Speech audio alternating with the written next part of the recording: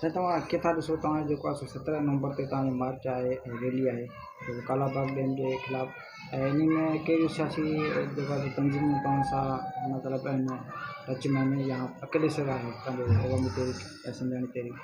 साईं हाणे ॻाल्हि इहा त सिंध जो जेको मसइलो आहे पाणी जो उहो ज़िंदगी मौत जो मसइलो आहे। हिन में हर माण्हू खे पंहिंजो किरदारु अदा करणु खपे।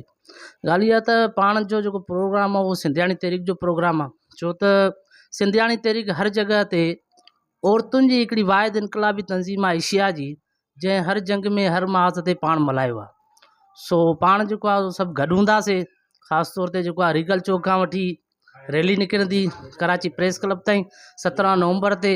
सभिनि दोस्तनि खे पाण दावतूं वग़ैरह ॾियूं था त अची हुन में शरीक थियनि ऐं हुनखे कामयाबु बणाइनि। जेकर पाणी न हूंदो त कराची बि हली कोन सघंदी, छो त अॻे बि जेको आहे सो गैर क़ानूनी खोड़ सारा केनाल कढिया विया आहिनि, वरी हाणे ताज़ो 6 केनाल निकिरनि पिया।